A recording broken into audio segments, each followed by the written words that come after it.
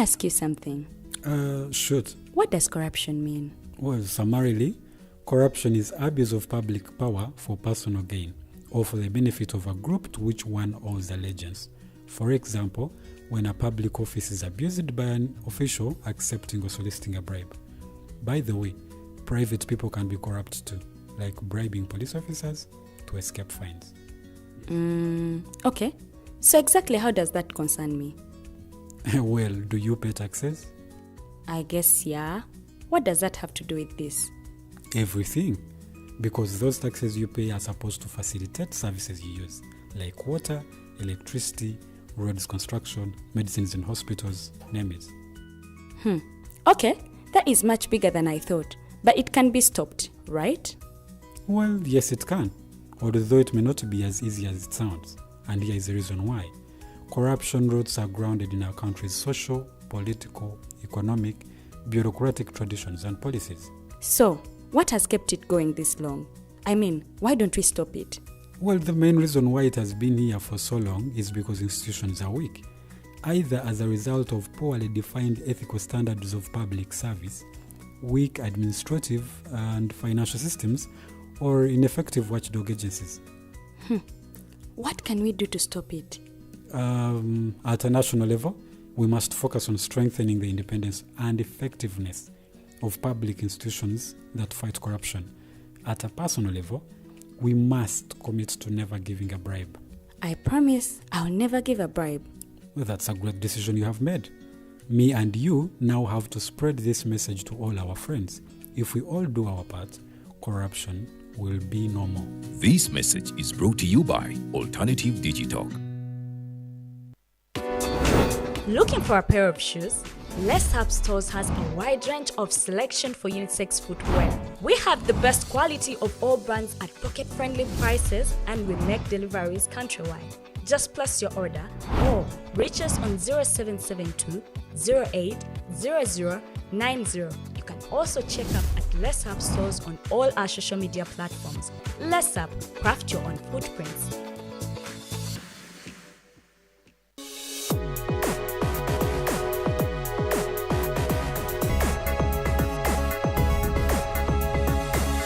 The Alternative Dig Talk.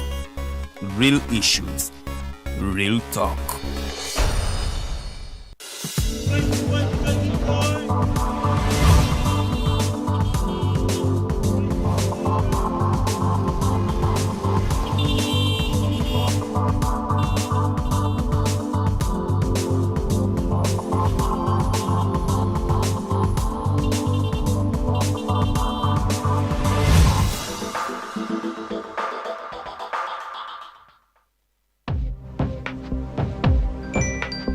Go to the church, though. Tawali man, what's up? Man, can you imagine people just dump everywhere? Someone drinks water and throws the bottle wherever. Come on, Rogers. What else do you expect people to do with an empty bottle? Simanya now, recorder. Did you know that plastics take at least 450 years to decompose? What? That's a long time. Exactly. Because plastics are made out of a lightweight and flexible material that doesn't decompose easily. And plastics everywhere in the environment cause plastic pollution. What is plastic pollution now? It is the accumulation of plastic waste in the environment, like bottles, polythene bags, straws. All of these contribute to plastic pollution. I have been using them without knowing their effect. Yeah, a lot of people have. Plastics are a danger to the ecosystem, both on land and in water. So how can we overcome this problem? Is there something we can do? Oh yes, we can reduce by minimizing the use of plastics, reuse by repurposing them, or recycle by collecting and processing them into new products. Everyone wants to change the world, but no one wants to change themselves for the world. How about we change our habits for the world? And it starts with me and you. This message is brought to you by Alternative Digital.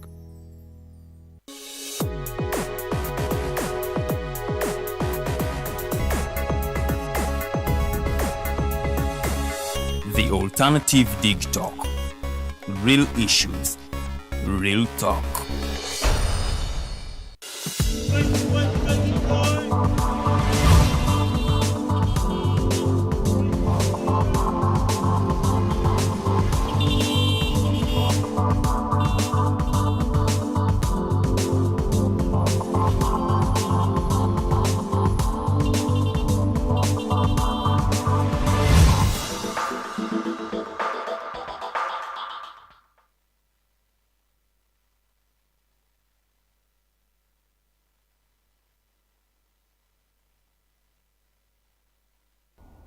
Amachama malungi abatikereddeko ku mpeo zaffe za the alternative digital Farida bikoberege manya ganga it is a Monday mu studios mbeeramu n'omukulu w'Ediga Mafio Karuhanga ate n'omugenyi waffe waabulirwa Monday omukulu General Bigirwa Moses okuva wali eri mu kibiina kya NUP tugenda kuba nga twogera ensonga nnyingi nnyo abasuubuzi bateese wansi ebikolaga ate tugenda kudda mu kola ate baakoze ne programu yaabwe Monday twekalakasa Tuesday tugenda wa speaker Wednesday tugenda wa finance minister bakomekereza bagenda mu state house bagamba ensonga zaabwe zirina okuwulirwa olw'ensonga nti emisolo gisusse naye ate naffe abali eno abakola obulimolimo obutonaffe emisolo gitususseeko obeera n'akaduuka ne bakugereka omusolo 21,000 omwaka omulamba naye nga ne capital gw'oyinamu tasaana sente ezo bo bakutunulira butunulizi ne bakugereka I do not know abasajja abo aba Mr Taxmen basinziira ku kyokubanga bagereka emisolo ku businesses ez'abantu baleetedde abantu bangi okuva mu businesses because lwansonga nti emisolo giba giyitiridde kusasula KCCA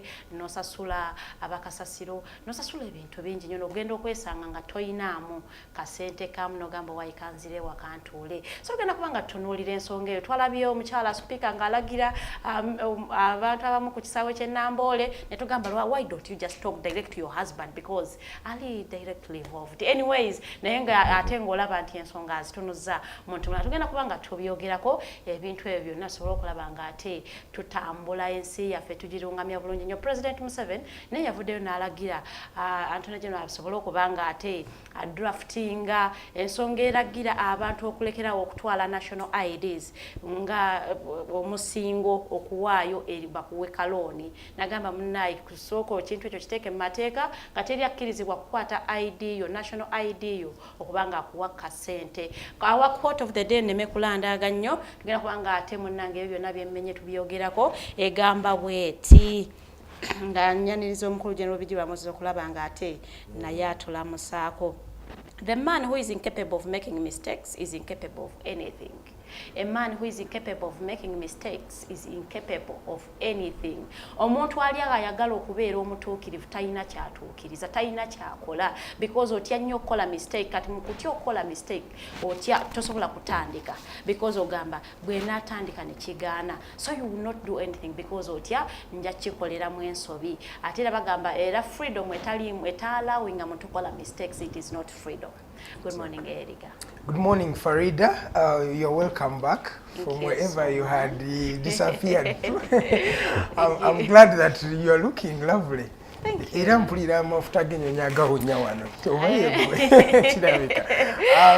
route a very good note. We are celebrating General Bigirwa Moses in a special way. In a special way. Yesterday was his birthday. Happy belated birthday. It's still the same. Yeah, it is still the same. Happy birthday, sir.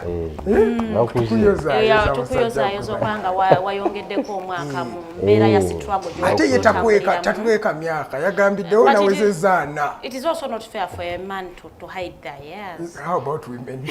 Women, it is okay. It's not fair for people to hide their years generally. For us women, it is allowed. It's okay. Obanga atali proud of Katonda emyaka gyakuwadde. No, mbeera nga gye njeno nsajja mwebaliseeringa nkube evivira mukama we bali kumpa omwaka naye not publicly. I fight to make sure I look kaka 23. You know when women make 25 tulwawo buli myaka ebiri egiyita kutwongerako gumu kitegeera babeerawo bali mu recycling myaka naye geno nze kyenkubuuza ng'ojaguza emyaka go 40 si myaka mitono era twagala okwebaza mukama nti ogiwezezza kiki ky'oli grateful for in your 40 years of being in the world today? Kisookera ddala kansooke mbuuze ku bantu baffe abatulaba every Monday era abalaba programs za digital ez'enjawulo nti mwasize mutya bassebo ne bannyabo mwebale gye mukola mwebale kugoberera mukutu guno mwongere okugoberera omukutu guno kubanga kati gufuuse ensonga mu ggwanga. Ndi wano ndi mugole jo najaguza amazaalibwa gange y'emyaka 4. Njala okwebaza abantu bonna abampeereza messages nzozayoza ku Facebook, WhatsApp n'emikutu emirala gyonna. Naye okusingira ddala companies 2 ezaakedde okunjozaayoza eya MTN n'eya Airtel.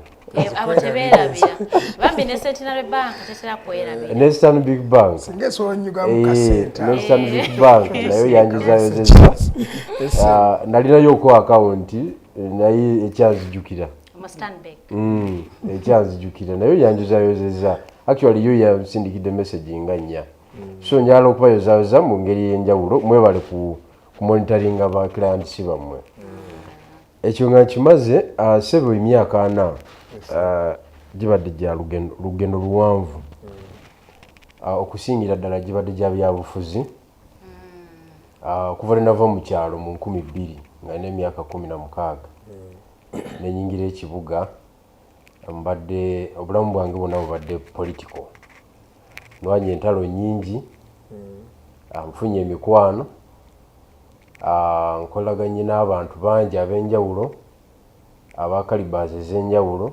naate n'ebizibu nfunye bingi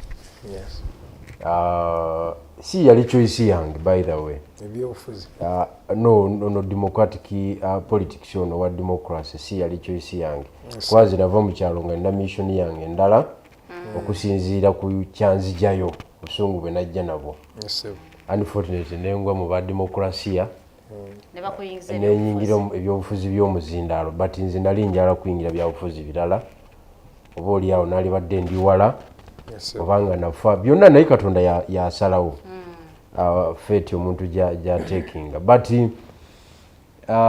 kyensinga okwenyumiriza nga bwogambye mu myaka ginana nti I have been able to be known abantu bamanyi okoze erinnya abantu bamanyi ensi emanyi sinzo gwosobola oga nti nfuse ku kubo sikyasobola embeera tenzikiriza buyimirira nenfuka ku kubo because buli muntu abamanyi nakizuula nti siina restaurant gyentuulamu nga temuliimu atamanyi siina public gathering gyembeeramu nga temuliimu atamanyi era one time 2017 twali nga tuli tutandise the Kyagulanyi effect twatambulanga naye nga agenda okuyimba eyo naye nga before tanaba kuperforminga nga tuba ne meetings zaffe ez'ebyobufuzi naye yakyewuunya nti buli twagendanga naye nga nange bamumanyi nga tusanga yaba bamumanyi Bigirwa you are with that man okitegeera so ate nga mu byobufuzi mulimu abajja obuzinga ekintu kimaze kola ki kukwata ate be basinga n'okulyamu abo be basinga okubenefitinga era ewaffe be babenefitinga abasinga obungi ewamwe ogamba mu kibiina mu kibiina abantu abatabeerayo nga kitandika alla bajje munnayo bantu balina emikisa gyabwe nanti mu nsi mubeeramu ebintu bwe biti abamu bakozi abamu bali naye gw'oliira ku balala of course nebusoga waliyo olugero olugamba nti omulimi mulimi n'omuli muli bajjajja baffe balugera dda but waliwo ebintu byempiseemu ojja kubizonyiwa Farida kuba omulamwa gwe gubadde mulala naye ndowooza nti lwaliwo kaneeyogerekoko kati kubanga lunaku lwo okkirizibwa kakati waliwo nze mbadde mu phases waliwo phase ya UID DP tukiwandiisa tetukiwandiisa that is 204-205 twali mu politics mu kiseera ekyo nga wakabula muliro okuwandiisa DP jjukira twali tuvudde mu referendum ebibiina okudda mu Uganda kati DP egamba nti gavumenti nekola etteeka erya Political Parties and Organization Act nga tulina okuddamu twewandiise Semogere nga agamba tekyetaaga kuwandiisa DP already weri tulina n'offices tetuzigalangawo ebipya bye biba bikola ki byewandiisa kakati ate nga Mwai Museveni agamba temujja cooperatinga nga temulina certificate kati ne tulwanira awo kati ffe abaali ku Haji Ssebaggala nga gwe tuwagira nali edisi wa Haji Ssebaggala ne tulaba nga Semogerera atulwisa ne tugaa tukiwandiise ne tukubaganira awo enkiiko ne ziyiika enze nayo wange enkiiko era ddaba bano abavubuka b'ennaku zino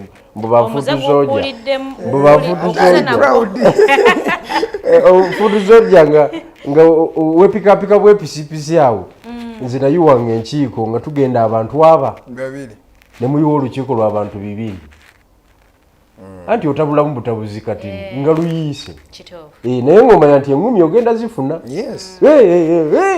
bigenda okuggwa ssebo ng'ebiwundu ogenze naye ng'olukiiko luyiise olwa Dokita Ssemwogere twamusikako obuzindaalo emirundi n'emirundi okitegeera kakati twafunirawo experience y'amaanyi awo okusomozebwa kwali kungi n'ebigenderako ebyo naye oluvannyuma twamala ne tukiwandiisa Sebaana ne tugenda mu Delegates Conference twali tuwagira Mayor Haji Nasantege Sebagala Sebaana n'atuwangula but by then najjanga delegate okuva e Masindi. I think I was over 25 over 20 yes 25 nalinga 21 nengena nencommandinga district ye Masindi kati bagisalako Kiryandongo besi yali awo Kigumba nene coordinatinga wawo wonna nensala paka nensala paka Kagadi Hoima Buliisa nenzija wano Munakasongola nonna nga coordinatingawo naye ku mitwalo egi 5 naye omuntu akubuuza obuvumu buno bwe wayolesa ku myaka egyo emito training ogijjawa nali njagala change for sure kuba zinava mu kyalo nga nina obusungu bwange ku mwai Museveni naye nakati bukyalo ani akuyingiza UID anti bwenva mu kyalo nze najja noonya bantu balala nnyo abagala okugjako Museveni ebya serious kakati mba ndi awo mba nsotya ngenda okutuuka nga ku radio 1 awo bangamba nti ekitebe kya DP kiri awo opposite nti amadala kozeewa nenyambuka amadala ngenda okutuukayo bukosi nga ntunulanga omunyankolo omunyarwanda nebisooka nagayo akavubuka just imagine bonzijako emyaka kati 24 so naye nembeera consistent nga nzijayo ne bamanyira nentandikirawo just like that kuba bali ab'omuliro baali bambuze nze nali noonya balala maani kati ate birala bw'oyingira agage tosobola kumalako bw'oyingira agage biba biwanvu so nenfuuka wa democracy awo bamabike ne bajja ku board ne tutambuza biwanvu nnyo naye kakati mbadde nkugamba wali at the age of 21 nakomandinga Bunyolo yonna era ne tujjayo ba delegates ne mbagatta ku Haji Sebagala baali ba constituency nga 5 okitegeera by that time kati ate ngeraganya mu muvuka wa leero wa 21 nga revolutionary talina kyayinza kukola. That's true. Tanabe na productive. Tasobola kukomandinga kintu kyonna. Owa 21 of 2024. Simanyi lwaki. And when you look at the 21s of the 80s, they were already these people knew what power meant. Olaba. Sale was 20. Olaba at 24. Rwejema was 24. Sale was 20 years in 1980. Nakanyi, that is 1983 over 84. Although, I mean, Tito Kiro Lutwa, ya Oito Joko Yarumbira, Eruero. Rwejema was around 24. And Museveni Yamua Paratuni number, Naji commanding. At 24. At 24, agende as a Chiwaringe. Singa Luwero triangle gun. Agenda sechiwaringe mukasesa awo. Yes. Nga escape route. At 24 na again not taking a command. At 20 Sale was commanding the mobile brigade. Yes. So kati olabira dalanga nayo muvuka wa lero wa 24 my friend. Tamanyi bigenda mulimu. Wabali mu byabufuzi. Tamanyi ku reasoninga. Tamanyi kyayagala. Ayinza kubanga amanyi kuvuma buvumi. Yes. Okay, tugambe nti omulembe gwamwe mwali n'abantu ababa mentoringa nga kukitubulamu. Of course, politics tosobola ku excellinga nga toina bolabirako. kizibu nnyo. Then that means mwe betulabirako temukoze mulimu gwammwe kutometale. Maybe platform eyinza obutabeerawo. Naye nze ebyokwogera obwogezi okubuulira abantu ebyali bibaddewoko n'ebiriwo nibyendowooza nti twalikoze ogwo mulimu ngumanyi bulungi nnyo. Kati guno omwaka omupya gw'oyingidde biruubirwa ki by'osoosowaza 40 years? Kati 40 tokyali muvubuka se? Yes, nga sinaba kubituukako ebyo. Obeera yanga adult. Waliwo obuntu butono. Waliwo obuntu bwembiseemu kati mu 40 years ekisooka mbadde nsibiddwamu emirundi 40 emirundi 43 naye nga mulimu egyakabula. Naye nga mulimu egyakabula muliro. Kakati kyova olaba nze abantu abanonyesa ebiseera ebisinga mbasekerera. Sinaba kuwangula kifo kya buvunaanyizibwa nga bwa MP naye Katonda abadde ku saidi yange. Kati olaba omugenzi Nobo Mayombo yali akyali CMI chief. Yes. 2003. Yatuteekako embeera mu popular resistance against life presidency. Lyekomera linasooka okufuna by then. Yaluteekako embeera nzibu ennyo era waliwo abaafa. Campaign Kivumbi gye yakulembera. Yali nzibu nnyo maani nga Museveni mu kiseera ekyo si wa bulijjo. Naye waliwo abaafa bakoligi baffe Mungu n'atulekawo. Waliwo ekkomera eddala lyali wano juzi wano mu 2012. Omanyi Mwai Museveni yali aganye okwogera emyaka gye. Kati ne tumukuliza amazaalibwa. Twamukolako research nga musajja mukulu. Nemukuliza amazaalibwa. Agasooka gaali ku Square awo. Twali commanded by Bino na Bukenya. Naye agaddako twagatwala Masaka. Nga celebrating a birthday. Yes, by then he was 76. By then. He was 76 according to our findings. He's now 80, sir. Yeah. No, I'm saying today. Auntie, he's making 80 Alimba is 86. Alimba. I am telling you. Fe twamupepeta. Paka ku logical conclusion. I am telling you. Kali tugende Masaka mu Nyendo. Tugabula keeki ya musajja mukulu. Allah, Kayula yaleta lole namba. Yalete basi 2 ne lole 2 ez'abasirikale. Ne drone. Kakati kuolo lwensooka okutuula mu drone. Abasirikale baatufunza mu katale k'Ennyendo. Ne bakuba ffe emiggo. Ne bankasuka mu drone. Okunvuga okunzija mu Nnyendo okuntuusa ku Masaka poliisi. Allah. Singa bangamba nti tambuza ebigero dde e Kampala. Ekibonerezo kyali badde kisaamusaamu. Nabonaabonera mu kamotoka ako era akamotoka ako ke kanyiro n'eriiso lyange lino lyolaba eribeera erimyufu. Kuba abankola ebintu bingi nnyo. Baayogera ebigambo nga kwegamba omanyi statement ezitiisa. Tumukube empiso ki, tumukube ki, eya HIV eya cancer. Just between Nyenda and Masaka police station. Ngabogera ku. Jukira amaaso tokyalaba, tomanyi kigenda nijja kutwala tomanyi yo. Because bwe mutuuka mu kali akabasi, mu kiseera ekyo kaali ka bbulu ka drone. Kati waliwo akusobereza nakusprayinga ku close range. Kati nosooka ovaako. Omanyi spraying ya close range. Allah babanga bakubye esasi lyennyini oba akutte kamulali n'omugira bwote. Yes. Kakati gwe n'osooka ovaako ne bakuzikiza. Kati bamala okuzikiza ne bakola buli kye baagala. Era abaana be bankwata nabo waliwo omwana gwe baakuba empiso nakati kyatereeranga. Kati nakati kyatereeranga kyensobola okugamba. Saagala kuwa details nyingi. Kakati ne bansubula ku poliisi Masaka namala essaawa 2 nga simanyi kiri ku nsi.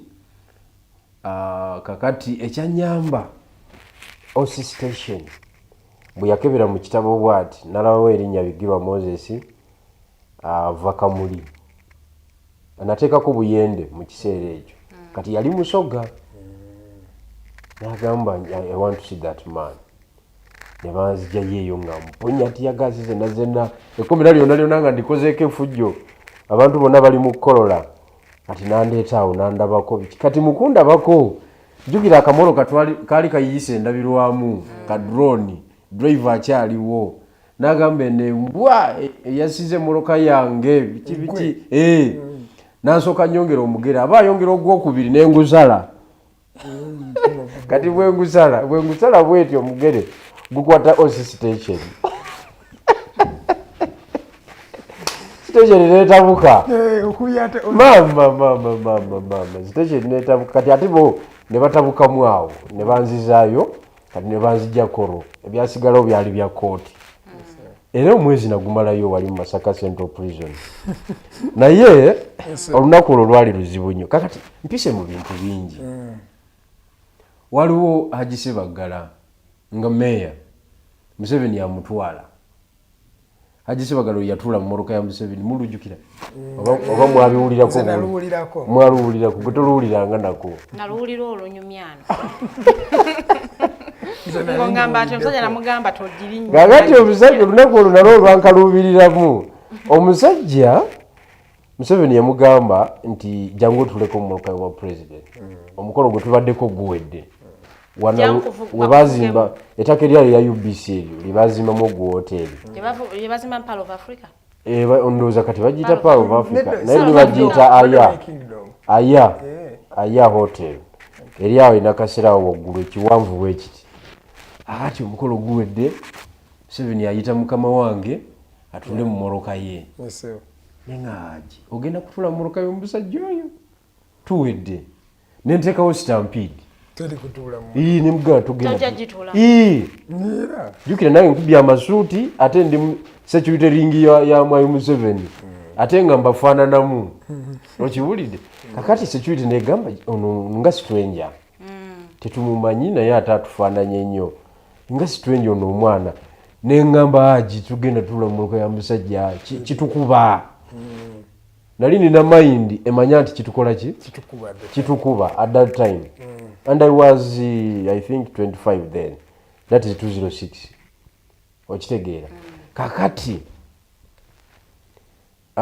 haji nalabanga muswaza ngenda mulabisa eri omusajja we nemugaajo yingidde moroka y'omusajja naye tuweddewo nze nkubuulira Land Cruiser bapanguluddewo emmotoka biki agiyingidde saawa zaali 7 saawa 9 ye yali ku New Vision wedde mutwe ng'ali muli amegeredde bw'ati awuubaka jambo ate yadde engulu teyadda ngulu yamaliriza akoze eki tubuulire nga tunagenda mukuumulamu kikyoluubirwa kati 40 years oziyingidde 40 years kati ndowooza ku mwami Bigirwa Moses kati njagalamu obudde obumala because giri emyaka gyonna gye mbaddemu mbadde nga nzanya politics owa inclusive buli omu nzimbye abantu bangi nkoze abantu bangi nga zisinaba nga siserowoozaako nnyo naye ate nkizudde mu myaka gino gye nvuddemu nkizudde nti omuntu ali extremely selfish and hypocrisy asucceedinga mangu abantu bonna nze abazze nga bavuga kyabwe bayitawo bapanuwa dda kinga webagamba nti omukoda agaggawale ewali may think ojja kufuna naye in actual sense omukoda agaggawale okusinga gwe omugabigabi kubanga asevinga even the selfish people in politics they always win kubanga nze abantu atafaayo yalowooza kasita mpangula constituency yange tombuulira birala twalo 15 kamanejinge 15 tombuulira birala nze njagala okutegeeza entalo zembaddemu n'ensonga lwaki mbadde sinaba ku succeedinga that bogus politics of inclusivity tutambulire wamu ffenna tutambulire wamu munnaffe weeri eri tuteekeyo gundi linda kotonaba katuwe gundi oyo naakuteekako embeera egindi kwegamba politics owa teamwork siina kyemufunyemu okitegeera nyene case nfunyemu ntalo njereere kubanga oba oyagala okola ekintu ekituufu oba oyagala mutambulire wamu ne banno kakati ate bo ne bakuteekako embeera yaki so kati nange ndi selfish I am telling you ogenda kufa ku big kakati nange kati ndowooza ku mwami Bigirwa Moses kuba kati nina family nina omukyala empeta yino nina abaana okitegeera waliwo benazaalira mu struggle okiwulidde ngebaga nti omusajja tamubalira nzaalo era sijja zibala naye kati kuba kati emyaka gye ntuuseemu kubanga at the end of the day mu politics oba wali mugezi ng'owandika ku mazzi oba wali osaze otya at the end of the day wazzaaki ku mmeeza ewaka. That's how they will be remembered. That is the ultimate measure. Where is it living? You as an individual who's working in a group already, and where is it leaving your group? Na ekyo genda kiddamu nga tukomyewo okuva mu kuwummulamu okwo. Nkyali ne Bigirwa Moses, leero mazaalibwa ge tukyamujaguza naye ate tuwulira ku nsonga ze ye ng'ayingidde 4th floor gye waliisa emyaka 4. Kikya planning nga vision ng'omuntu ate of course engeri ki gy'asobola okuba nga fittinga vision ye eri the group gyakolagana nayo ate ng'agambye agenda kuba nga asoosowaza ye ng'omuntu kubanga at the end of the day it comes back to him. My name is Agambibwa. Let's go for a short commercial break.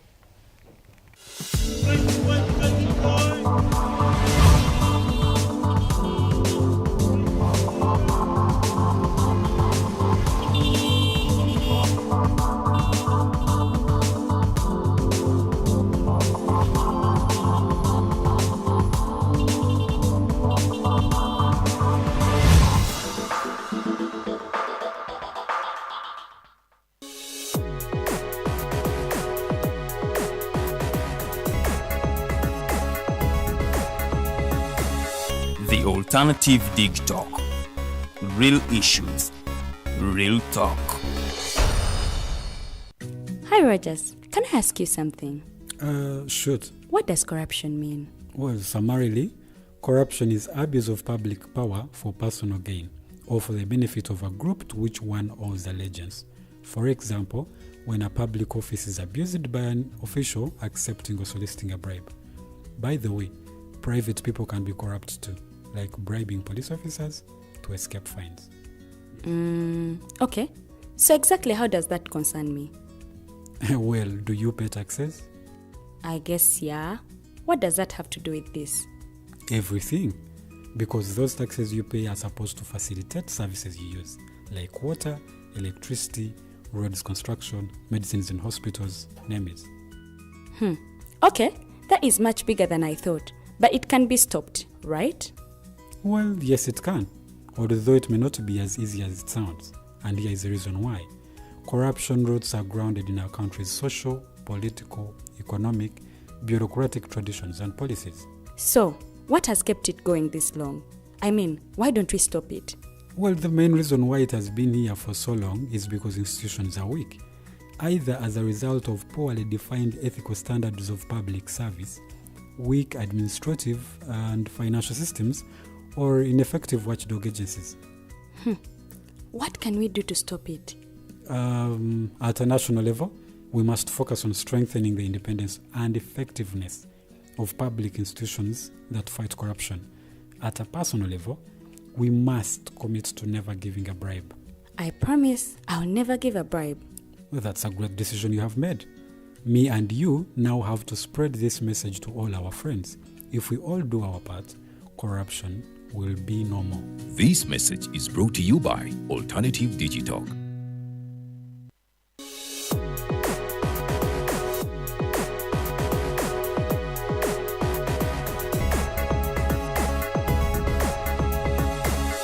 The Alternative Dig Talk. Real issues, real talk.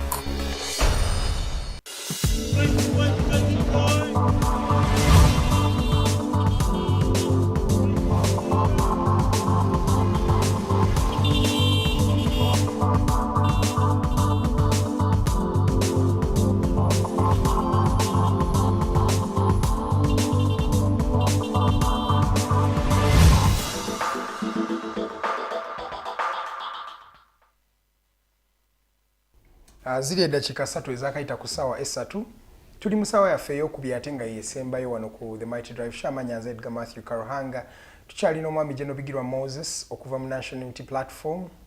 Omwami ono abeera naffe lunaku olwa Monday agezaako kubanga anyumya ku biki ebiba bigenda mu maaso mu ggwanga. Ye muntu abadde consistent ndowooza kati myaka ng'ebiri buli Monday abeera wano wembambaze bulungi so Geno tetutwalanga kintu kitono nnyo.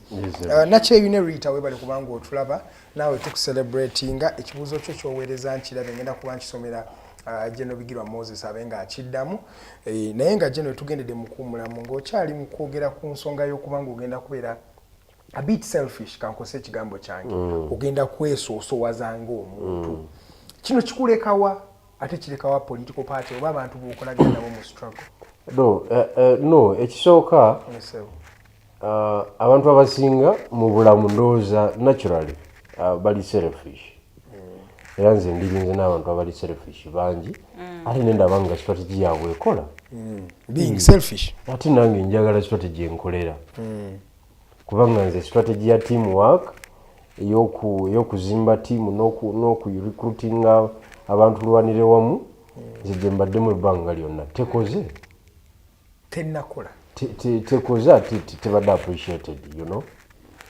So nembanga nange kati okusinza ku buvunaanyizibwa bwenina ng'omuntu kyabuntu kwegamba I have to be selfish era nensaba Mukama Katonda anyambireyo anyambireyo nange nsobole okusucceedinga kubanga mutamanyi wange Viera ndi mugamba ki nti mu bulamu nze nakola ki muwala wange Michelle agenda kukola P7 guno omwaka nti kwegamba ndi mugamba ki nti nze nakola ki so kati okuva olwaleero n'okweyongerayo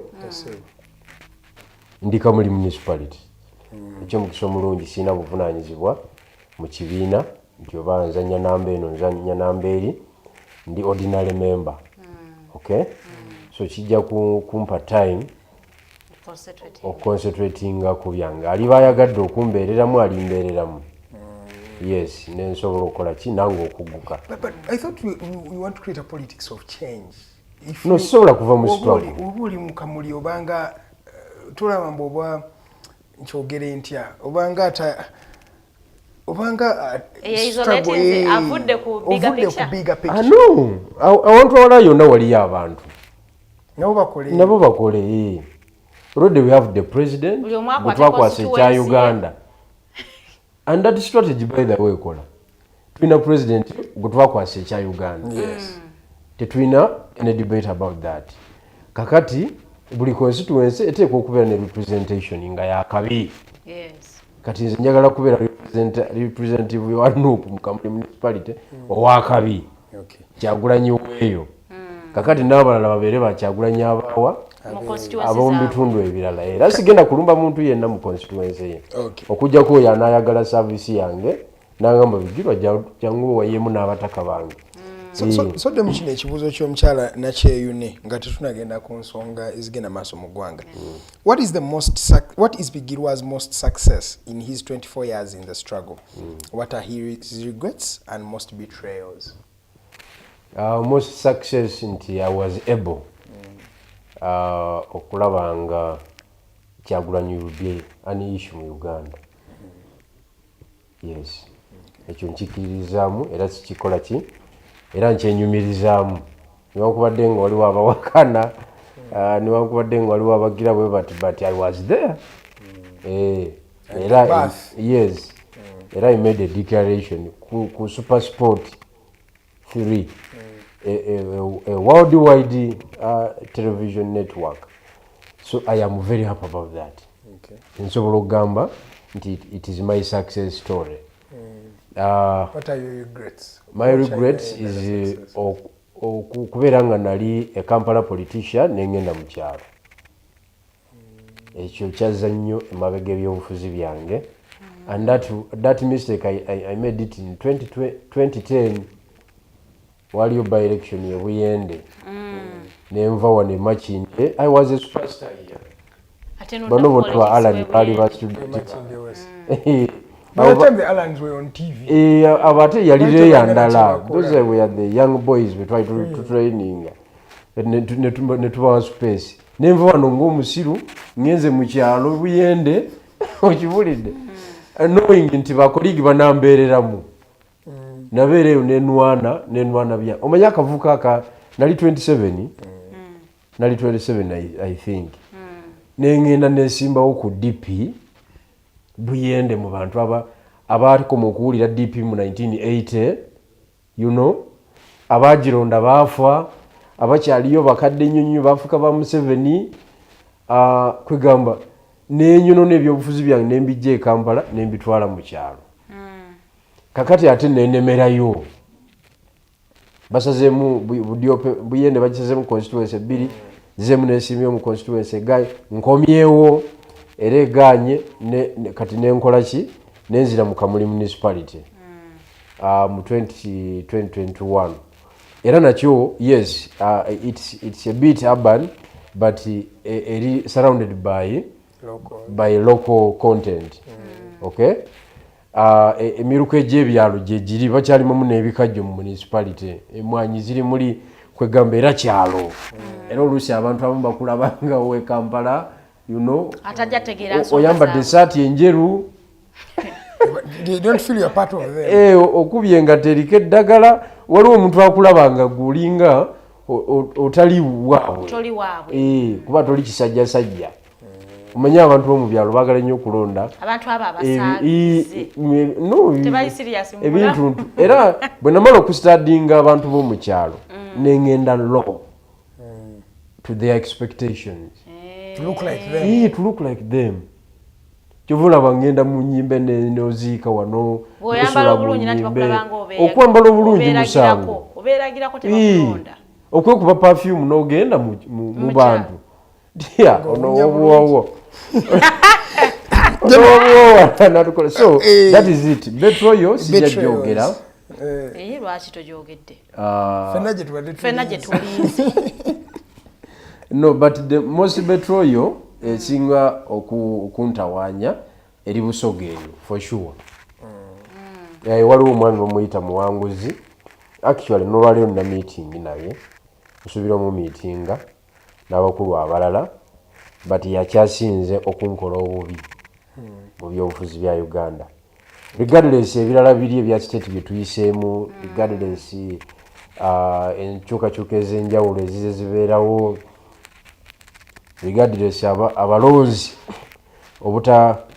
okubanga tebanaba kumpa kalulu but ye as an individual omanye omuntu akukuba ambush ng'ate muli mwenna muli wano mu planninga naye nga yalina ekirala ku mutima aba wabulabe ennyo mu bulamu kati ankoze bubi nnyo abeeramu mmwe naye nga is not part of you oba otambuza naye ng'ali too close buli kyopulaninga kyonna akimanyi otandika naye buli kyotandika omukonsidering olowooza nti wuwo kumbe ye atadde ekijambiya kyakitadde wano bwati just alinda opportunity so omusajja oyo namunyiigira nnyo namukolimira nnyo era nkimanyi nti naye mu byobufuzi talina gy'alaga for sure ekyo nkimanyi talina gy'alaga is a bad character.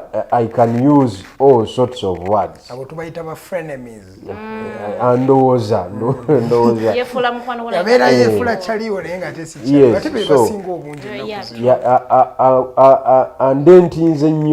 Andentinze nnyo kubanga alina ebintu bisatu byakankola and binkoze bubi nnyo mu politics wange mu career. Era kweyo ensonga naggalawo embassy naye.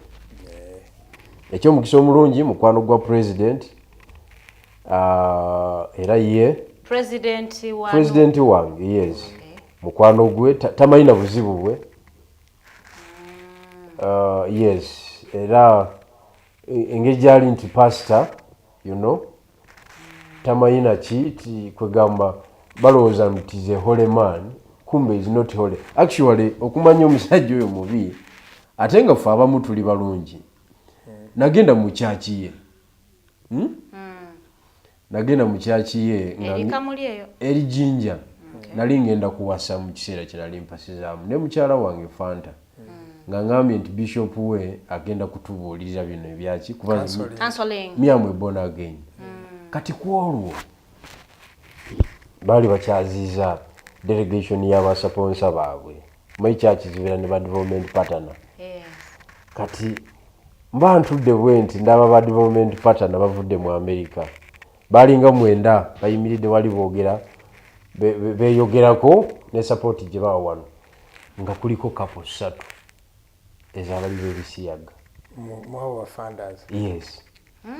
Kapo ezo nga be bateeka mu church sente nali sirabangako muli wa bisiyaga obulamu bwange bwonna nga twogera ku kyo man to man they were men nga ba introducing his my wife she's my wife omusajja ya introducinga munne omukazi we nga musajja ku kazindaalo mu church n'enkogga mwedi netunulira fata nenga obirabye bino obulala n'atunulira n'ayanjula munne nga izo lusege naye nga bali era obalaba bakyala bakyala basajja naye nga mukyala w'oli mukyala kakati okubuulira bwe kwaggwa kuba naye bampa omuzindaalo nenjogerako eri church because I was a special guest ngina n'okulaba mu audience era nga mulimu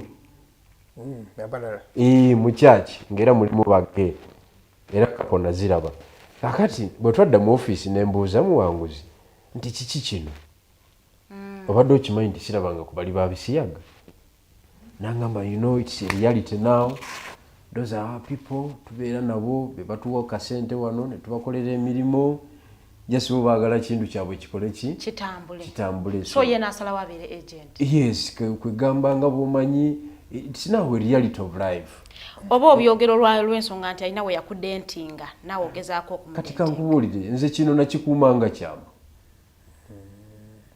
ndi mindful nti ndi ku TV I cannot make an allegation here like that. Yes, I am an eyewitness.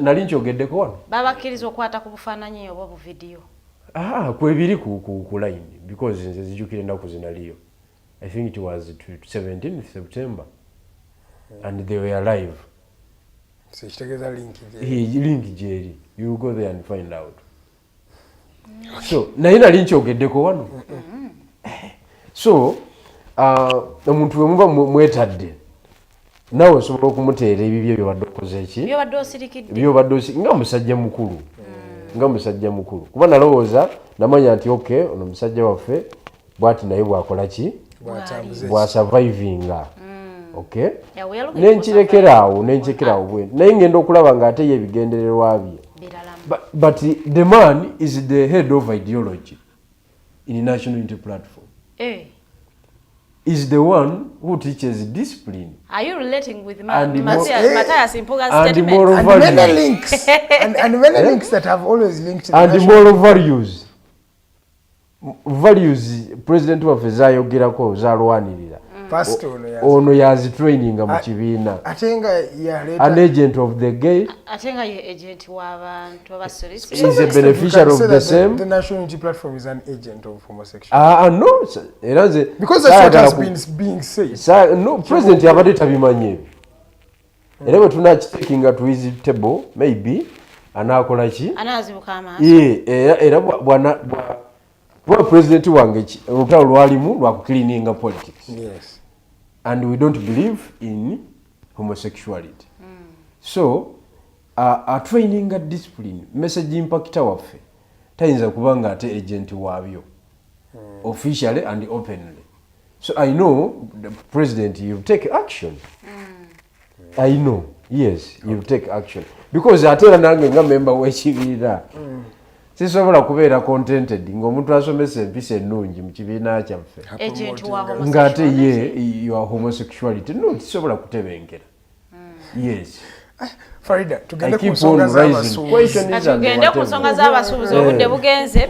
ku nsonga ezo zennyini omukulu state icon ow'amagoba shopping center batugambye nti agudde agakagwawo yagudde mu kinaabiro ekiro kikeeseza leero muno n'afa kati abadde ampadde omuntu ampadde eggulire lyangambye mbu lwaki abasajja be bagwa mu binaabiro abakazi nga tebali mu kugwamu ne ngamba ebintu bino otandise okubiteekamu genda naye nga kitalo nnyo katusuubire nti amawulire gano gompadde matuufu naye nga abasuubuzi bagambye olunaku lwaleero waliwo message yakagwawo kati ng'ate tunnaleeta ndede nja tukimale lumu kuba kati okuddawo no kijja kimale nga tetunnayingira unakubuuziza nti so we should say Honorable Abed Bwanika and Honorable Tebandeke say the party has a lot of LGBTQ agents.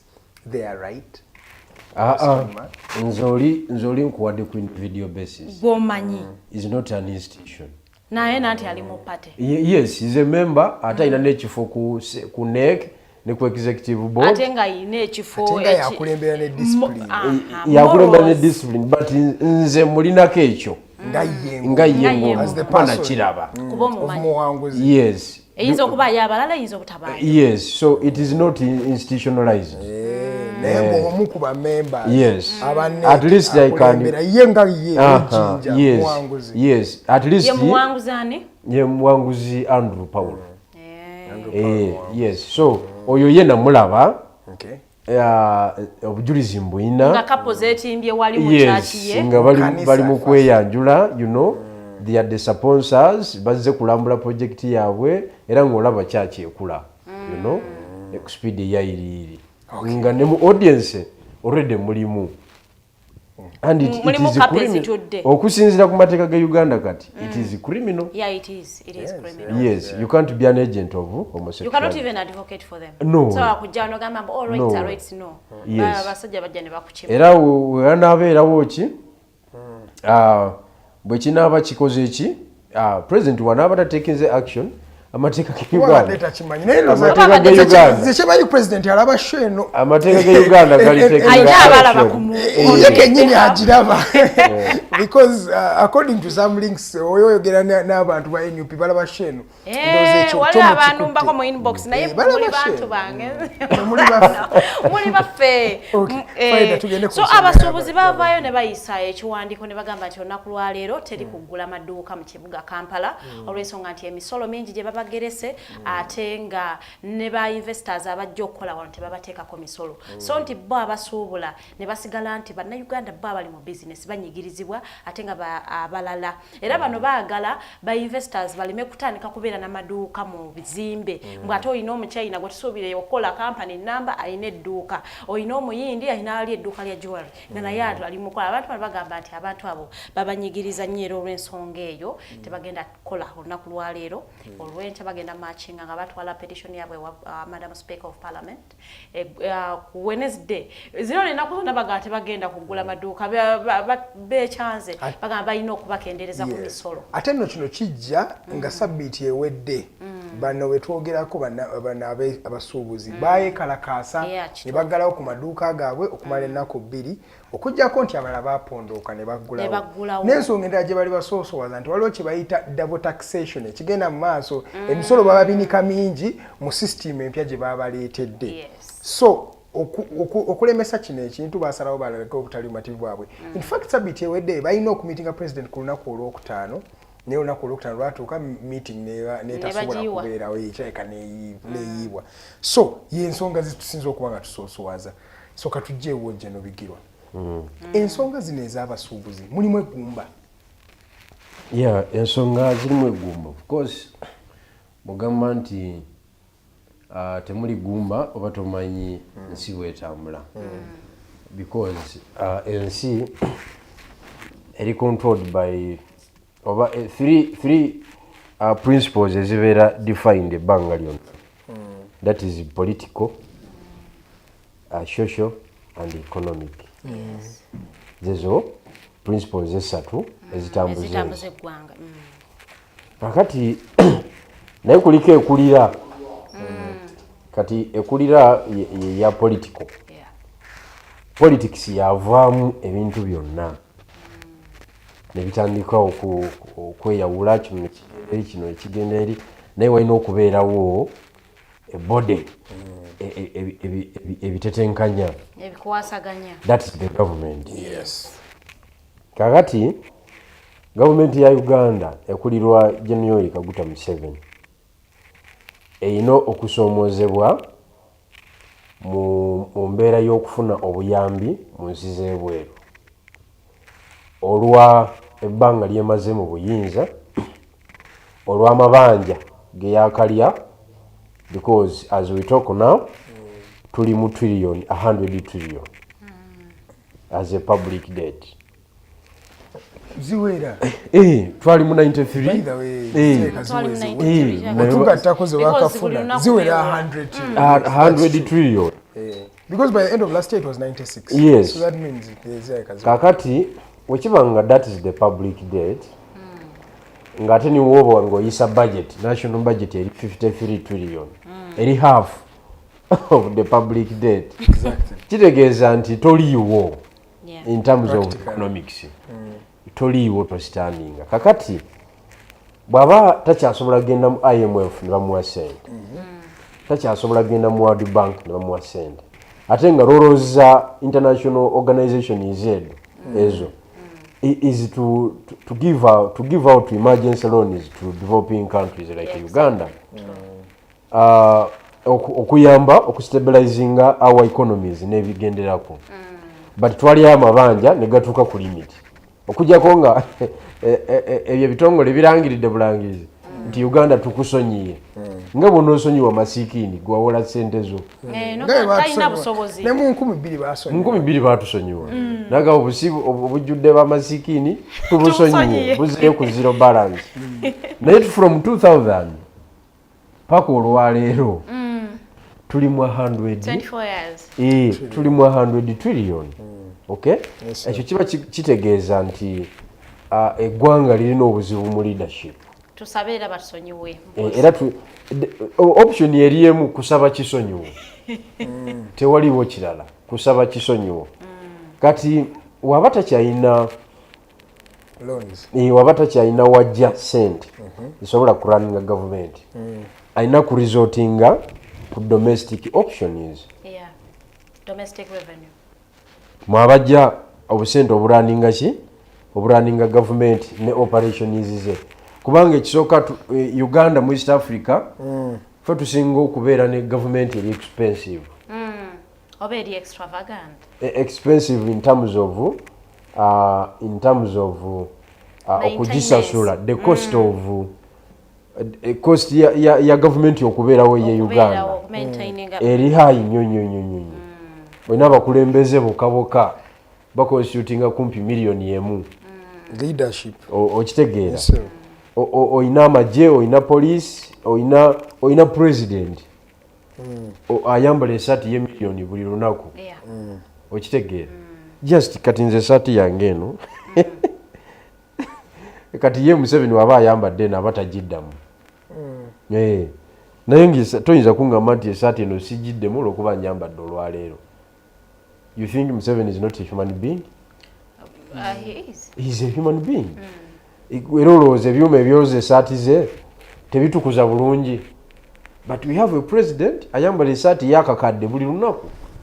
We have a president ng'okuva e Nakasero okugenda waakolera akozesa almost 400 million. He's a president. He's the first citizen. Yes. He's allowed to do that. But is the citizen is a threat to him? Lwaki akozesa miliyoni 4? Lwaki akozesa miliyoni 4 okuva e Nakasero okutuuka Entebbe? Ne okyogedde mu government. You don't need to let okubeera nga we protecting. You know protection is always first. You need. Tewaliwo president atali protected. Era tusaba nnyo ba president baffe but to what extent? To the extent of 43 vehicles. Doing what? Era bw'otunuulira ensi zonna ezistruggling economically. Tunuulira president ne bw'atambula. Nali ndaba convoy y'omusajja w'e Ghana twabala emmoloka nga 7 nga 7 ensi zonna ezitwagolinga. Nali ndaba convoy y'owe Sudan Salva Kiir Mayardit nga mulimu emididi nga 12 emididi nga 12 zonna zonna zifaanagana okiwulire batwala mukulu of course oyinza omusaasiramu olwa holiday eyo nti ejjuddemu ebyemundu yes but nkulaga economies ezistrugglinga n'abakulembeze baazo amawanga bagatwalanga factory zaabwe makampuni gaabwe ne bakola bye baagala so okitadde ku fiscal indiscipline eya government yes okubanga sente priorities are the problem yes how they invest ebintu bye mu sente priorities za Moi Museveni ndala siza kudevelopinga bantu za kunyweza power as in buying weapons as in recruiting army officers buli mwaka kimanyi tubawandika abasirikale kyewunyisa wano every year olaba it's either police or amaje bombi n'aba prison buli mwaka bawandisa okiwulidde no but you see ekyo ekintu Moi Museveni akikola neno baritaringisa waggulu abaritaringa because of political interest mulimu abantu byali yagana okuritaringisa basejjusa baani bakayura yamala kubagonza n'abamala mu supu n'alyoka abagamba nti nyinyi mwende huko okiwulidde kakati ne mu retirement mwennyini gumayi sente za spendingako wansi w'emmeeza abo beyajja nabo okuva eruweero obuwumbi obwobu obutajja ku kamera obuwumbi bubiri nti abanyuka bano bakayihura bonna mugende mwetereze mugenze mu civilian life olowooza okwekalakasa kuno okw'abasuubuzi bannayuganda livaloni abasuubuzi bokka abasuubuzi it is just a section naye era be bakwatiriddemu ekibuga bagamba nti bakaaba kitegeeza ogenda kaaba waasi kyekugamba wali the business community bweggala is just a section of Ugandan people ababadde basufferinga sections endala nazo ziri mu mbeera y'emu nanti nabo baveeyo balaga okunyigirizibwa you have seen demonstrations abasomesa ba demonstrations wano mirundi emeka basuubiza okubagoba bannamagye abasomesa beekalakaasa batandika ba science aba arts ne baddako then abasomesa bamala okwekalakaasa ba intern doctors ne beekalakaasa mainstream doctors bennyini ne beekalakaasa kuba sente zaabwe zibali basuuza tezinatuuka ne wavaawo awanira baddala abalugera enguudo nakati bakyagenda mu maaso bo abakyala b'abapoliisi nabo baavaayo bafuluma n'obusepiki ne bafuluma balakisi ne bagaa kiri bubi andi ekyo kitegeeza nti abapoliisi be beekalakaasa baayisiza eddoboozi mu bakyala because olwokuba bo balina amateeka mangi agabakugira okugenda mu ekyo kitegeeza mutiny and whatever ne bayisa eddoboozi mu bakyala baabwe. But is this the only way abantu baneekalakaasa bwekalakaasa kwe demonstrating in order for their problems to be solved? Mpozi n'okutunuulira bo abeekalakaasiza ensonga zaabwe zaakolebwako. Kati okwekalakaasa kitegeeza kutekinga action. Yes. Against something kiba kigenda mu maaso ne mukyogerako mu vibrance way. Okay? Obubaka busobola okutuuka amangu. Obubaka busobola okutuuka amangu gye mwagala obukola ki? Obutuusa. Kakati ekibuuzo kiddayo ku top leadership nga bamanagers b'eggwanga nti General Museveni ne ttiimu ye ya kabineti bali able okwansaringa these questions, bali able okufinding out solutions ku economy nga bwe struggling. The answer is tebali ready era tebasobola kubanga omulimo gwabwe mu kiseera kino gwa kukama bukami sente ne bazijjayo mu field ne bakola ebyabwe. We have an executive of 100 ministers. Yeah. Ono omukyala wamulaba? The 81 though. No, omukyala wamulaba. Ani ono Nandutu bwe bali bamuggyeko bwa minister kugamba I thank the president to choose me to be part of the first 100 people in this country. So kitegeeza ki nti cabinet y'abantu 10 okiwulidde but impact y'abaminisita be Uganda eriwa impact actually olwaleero ndi mu kuwandiikira minisita wa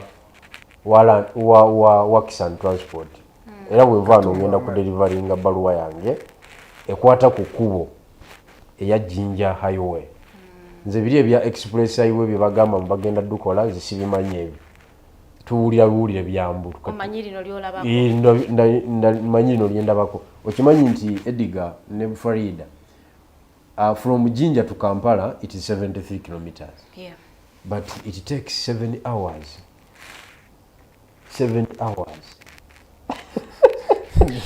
obuzibu buli wabufunda bwa kubo state ya kukolye giri 7 hours okuva Jinja paka yango yisewa ngoli mu helicopter toteka musubu I am telling you don't exaggerate sir I think time you're traveling in Jinja depends nze basinga okubeera kweri ekubo normal time yaliyo ya 7 hours 7 hours is too from Jinja normal time ya 4 hours from Kampala to Jinja 7 hours okay 2 bwoba ovuga kiro kati 7 hours kitegeeza nti owa taxi tagenda kufuna sente kuba kitegeeza agenda kola rutu emu mu kilomita 7 uyalikoze rutu 8 ku 10 olunaku akolawo rutu meka emu kitegeeza tagenda kugaggawala ebyenfuna olwo sente zisigaddeyo muki mu bantu ye kenyini nga driver ne conductor we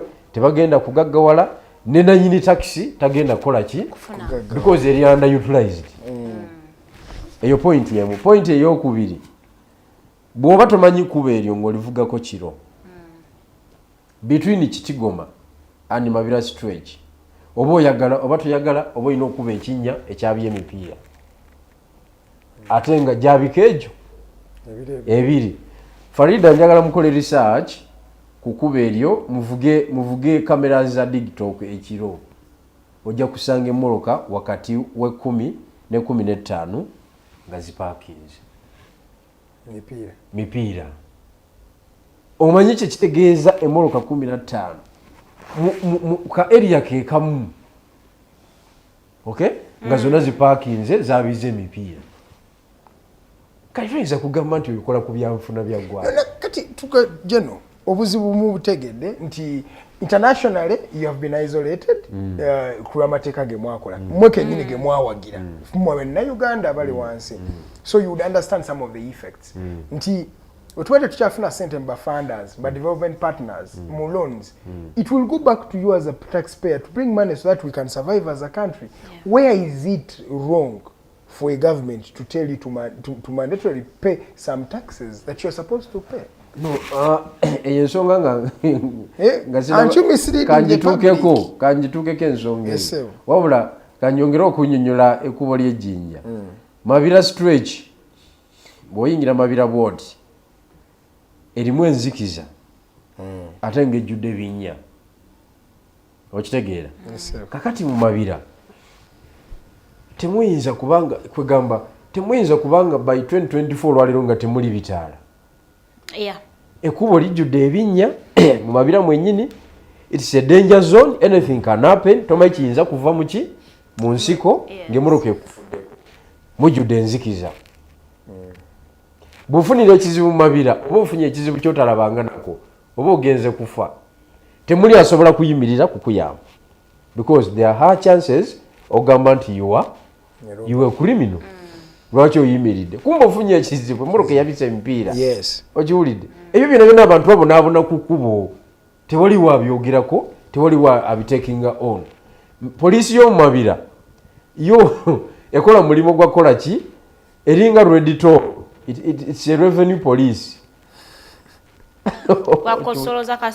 it's a revenue police you understand kakati ekyo bwekyo kigenze ekyo kankirekera awo kubanga namaze okiteeka mu buwandiike ngenda kusavinga busavinze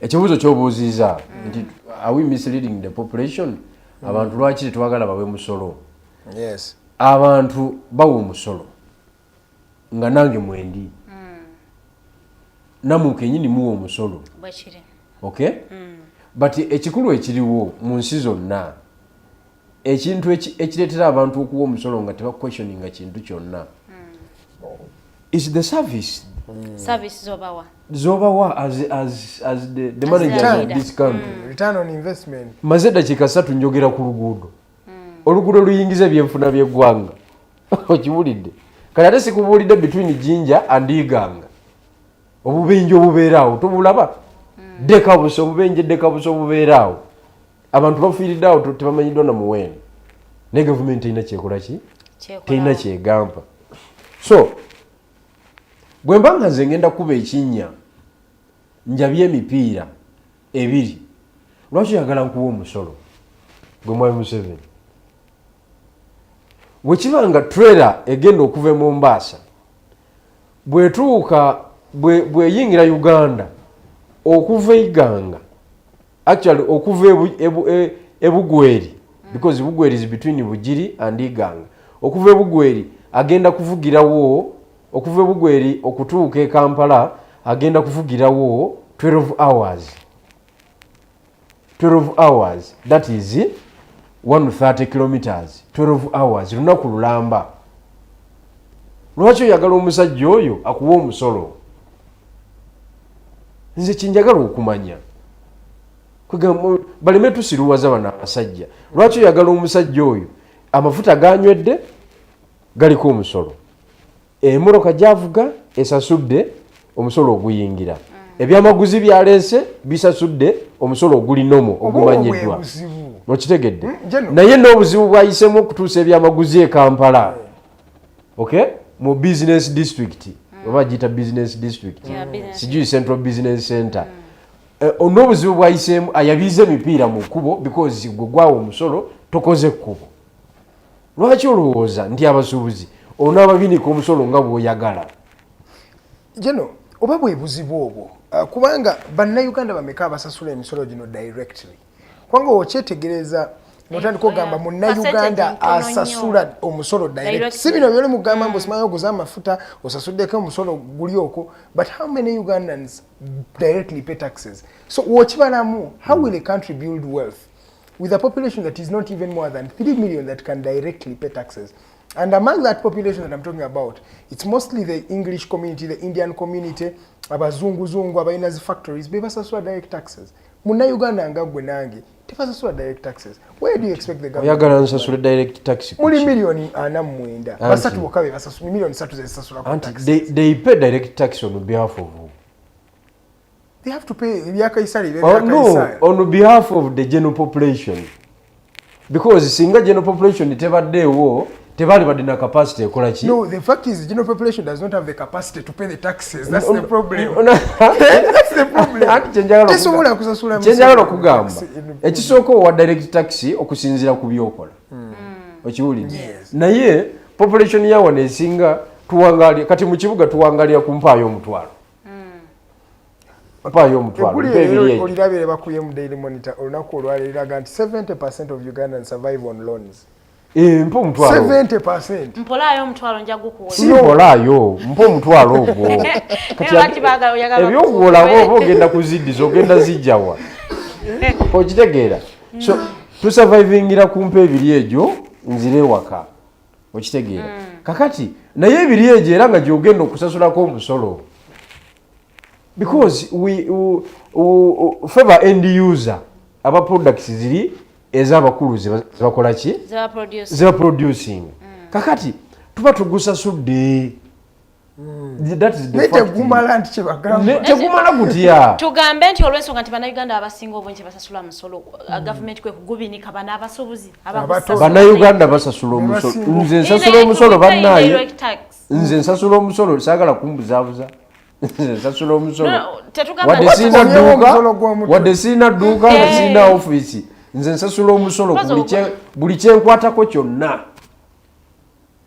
kiba kisasudde omusolo oba oyagala oba toyagala kati olaba okunywa obunywa akacyayi kale ku level eya waggulumuko entonotono okiwulidde kubeerako tax inclusive naye bakyagunywa omwenge kuba omwenge emisolo gyafuuka okunywa akacyayi tax inclusive on alcohol 18%. kati kiba kitegeeza nti bwe mbanywedde akacaayi ka siringi 7 okiwulidde kuliko 18% ya mwai Museveni in the real sense singa tebaddeewo kacaayi ako kaali badde ka siringi 14,500. Okay, kati soke twogere ku misolo egyo in fact ogireese olwo omusolo gwe bayogeddeko ogwa is it gwosasula nusu 1500 mafuta per liter osasula ku 1500 nagulaba nga abakulu bagubakinga sibategeera because olaba mu nusu 1500 nga lwa taxes yo per liter a liter which is 5300 imagine if that tax was maybe let's say 500 wouldn't that liter of fuel be at like 3000 yali badde ya 10 waliwo n'emisolo emirala ku mafuta bagenda kwongerako 5% mu kutunda ettaka lyo ojja kwetaaga osasula 5% ku ssente z'oba otunze nti kati ntunze waligula miliyoni 5 ku 10 olitunza 3 olina okusasulako 5% ya miliyoni 3 because oba ogobyeko nga business person tebiri kugamba nti wagula 10 oba biki otunda kintu kyo buli kyotunda oyina 5% ati badde nkuwandala nti oba watunda ku miliyoni 10 n'otunda ettaka miliyoni 3 wako 5% mu towns ne municipalities ne mu cities kakati waliyo ne agent banking 5% waliyo n'omusolo ku seminti nago 5% kweyongedde kwegamba bintu bingi naye obadde okyalina kyoyogera so kakati nze kyenjala okugamba bwana Edgar ku lwa Digital TV nti tetukyagenda nnyo mu kutaputa economic policies ez'eggwanga lino kubanga teziri defined tetukyagenda nnyo mu kutaputa tuleete solutions ku struggling economy nga bweri Bannayuganda mukkirize tunyigirizibwe ekimala oba oli awo munaazuukuka njagala omuntu w'omukyalo oweka muli municipality atunda akataka ke emiliyoni 5 omuggo gumu eri ewaffe bagiyita muyigo mulala ku 10 that is a futi 10 kwa 100 okiwulidde emiliyoni meka 5 kwanza nga tanayogera kigambo kyonna bamugambe 5% zize that is emitwalo 25 nti ezo za government tuleeta story nga tanakola kintu kirala kyonna ezo za mwami Museveni zidde wali bloka aleese omuguzi wa 10% emitwalo ameka 5 kakati emitwalo 75 gigenze ekyamaani awandiise era naye wa 10% okiwulidde jeje emitwalo kugamba otunde ploti ye miliyoni 5 teekeko omutwale miliyoni meka 3 awo tujja okuva mu tulo tugatte amaanyi tugabe banawe bwenda kyemalira buba bubi mu ggwanga situke tubulwanyise kubanga tubagamba ebintu bino temutegeera kogenda ogule akasawo ka siminti akabadde ku mitwalo 3,12 kafuuse ke 3,7 okitegedde olyoka otegeere nti gavumenti nti obwana kyemalira bubi siminti yali badde owogumu 8 jukira ba manufacturers sente zebawa right from ku level ya production ayo unaona process mpanvu nnyo raw material wabwe go bakozesa go bajja mu cement oyo bamugula sente nyingi era ali taxed okitegeera emmoloka ezivuga cement okumujja ku ma factory gyali kubanga tamukolera Kampala tamukolera Kamuli Toro cement eno Hima cement eno Mwankole I mean eri Rwenzururu sente nyingi ezijja yuta cement okumuleta Kampala ebyo bino oba wasasudde ddo omusolo naye olw'okubanga mwami Museveni talina wajja sente kati eziraninga ebintu bye ajja kunyigiriza buli muntu yenna neyali yeefuula mu tebimukwatako bijja mukwatako ku kifuba kyogera kukyeri abannayuganda batandise okubanga nabo bareactinga nga basobola okuvaayo ne boogera ku nsonga zino because nkusomedde series of at least demonstrations that have been made by people ate nga be bantu baligambye they are not political but they have actually come up to speak. Do you want to say that we have an empowered Ugandans now? Anti embeera gy'oteeka ku muntu yemuleetera okuva mu tulo oba obutava ku tulo. Embeera Museveni gy'alutaddeko, General Museveni gy'alutaddeko, oba twagala oba tetwagala, abantu batekuukuza okuka. Tebakulimba mu Uganda nti waliwo abantu abatali political. Abantu bonna bali political.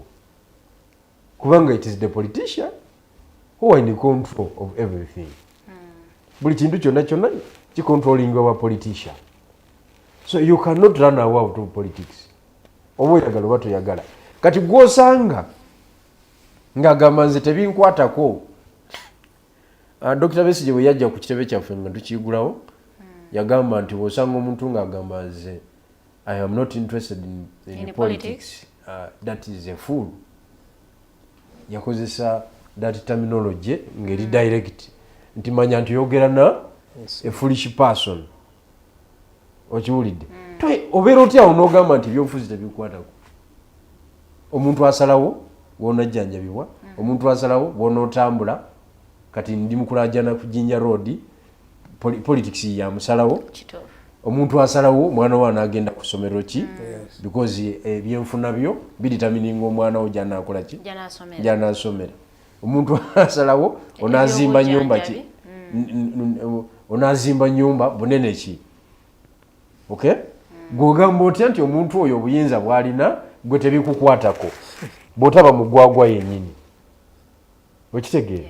And in any case abantu basanyi bategeere nti politics is the highest deal on the land. Tewaliwo kirala. The biggest business. Era Farida oli bwakugamba nga nti toyingiranga ebyobufuzi Farida abatakwagala waba musajja ng'akukwana. Nange nasonze ku constituency waba musajja ng'akukwana mugobe emisinde aba muyungwe. Oba ogudde ku fala kennyini atalina magezi. Constituency waffe kubanga ebyobufuzi biri mu future. No, ebyobufuzi is the highest deal my friend. Tewaliwo ekisinga. Be basalirawo ebyemizannyo. Bano bonna ba stars abo ebyennankanya ebyo by'omuzannyo abali ku international level ba Ronaldo ba Messi baani. They excel in their talent because of the good policies eziri mu mawanga gaabwe. Okiwulidde? Kikyabayamba okukola ki? Okwekiseeringa. Kakati ffe wano olwa bad policies zaffe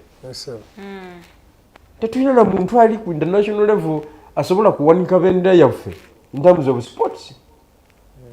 Abaana abadduka emisinde bano bebeereramu bokka na bokka. Omwami Munyega bagikolera Kenya. Vincent agambye mbu you should know that we pay taxes on every commodity we buy. Yes. That is the indirect tax we are talking about. Yes, but it is tax. We need to address it because imagine if we were to pay direct taxes every Ugandan to bring even if it's 2,000 Uganda shillings. Buli munna Uganda buli mutwe. And linda ko katini. The reason why we pay indirect tax because we don't have physical business. Bagenda okutaxinga omukyala nakye yune lwitagamba oluvaawo n'owulira nga ba MP baagala kubakolera saloni ku parliament. Yes, those are inflammatory what? Those are provocative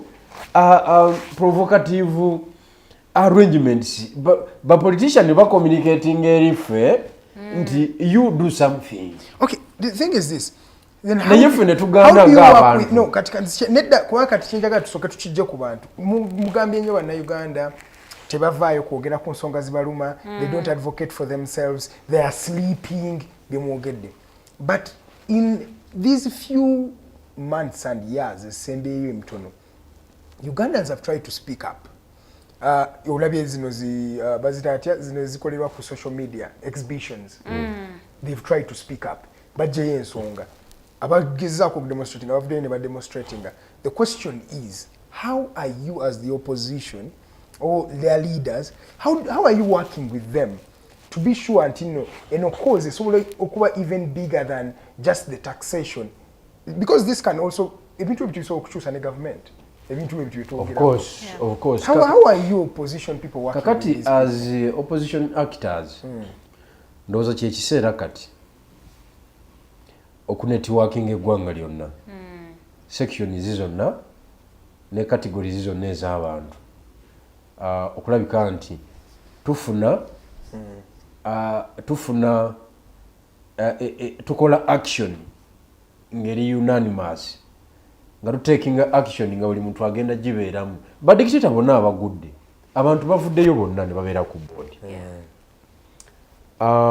era bw'otunuulira Bashiri engeri gye bamutwalamu omwana yakuba emanduso yali muwala 22 years mwana muwala muto yeye yatekinga riski n'akola ki n'asaza akabiriiti but ne balooya baavaayo okay ne ba teachers baavaayo n'amagye ne gagamba I think it is the high time omusajja tumubeereddemu ebbanga lyonna tukite bannayuganda baawano ba intellectual baffe bo balowooza nti ebintu ebibakola ki webawulira abataxi nga bademonstratinga olw'okuba yavuga Land Cruiser oba avuga Wish ng'alowooza nti ye ebyo tebimukola ki kyokka nga operations za taxi zirina direct effect ku lawyer waggulu kubanga driver wa taxi agenda omuvugira client amulete okiwulidde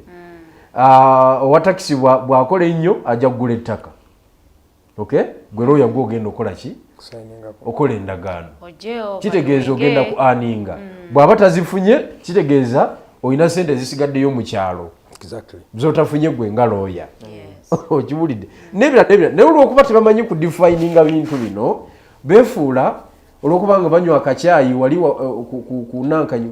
ku kafe Javas akacyayi ne boogera oluzungu lungi balowooza tebibakwatako ne kafe Javas okubanga ekola to the maximum informal sector eno wansi eteeka okuba nga eri very active naye sente zisobole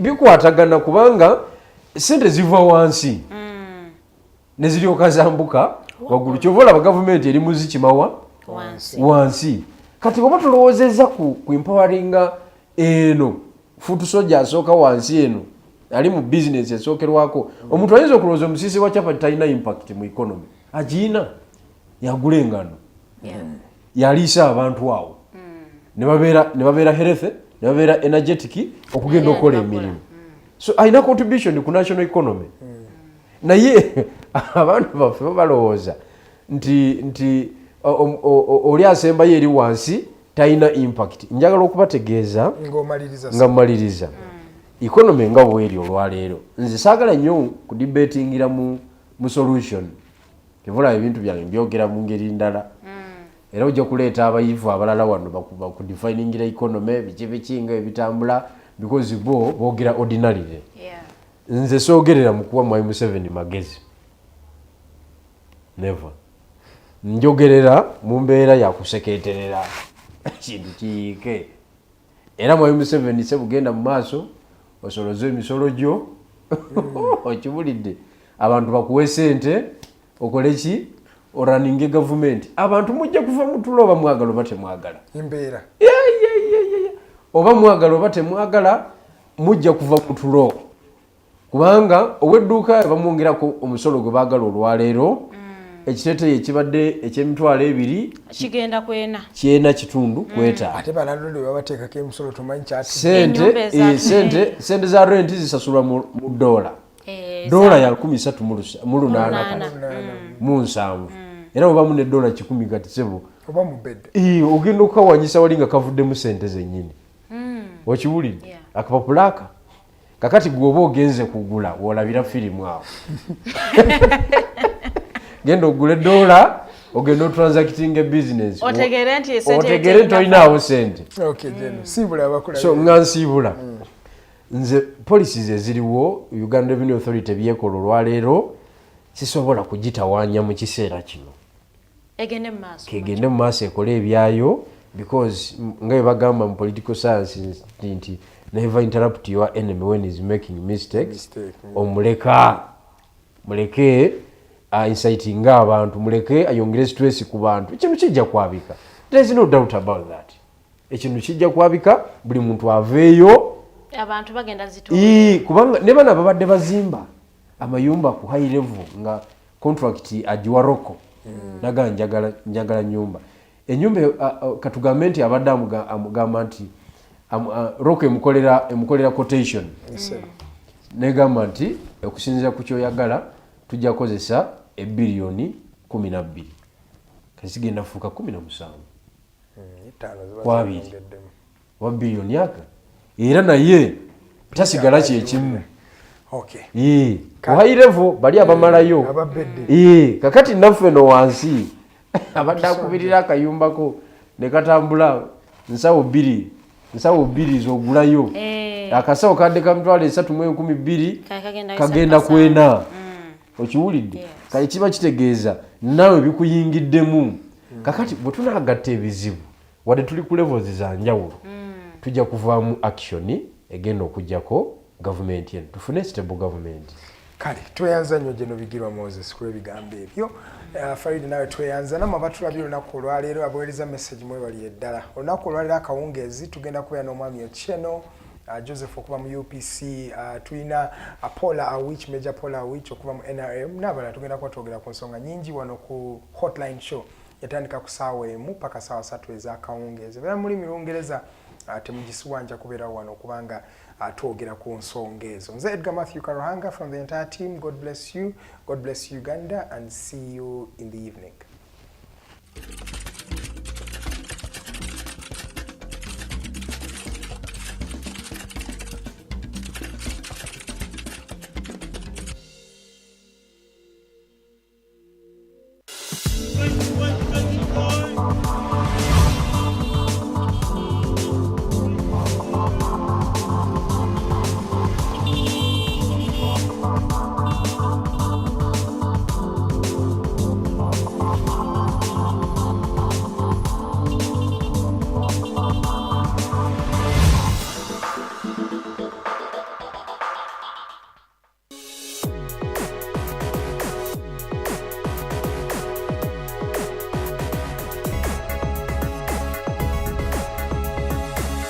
The Alternative Dig Talk.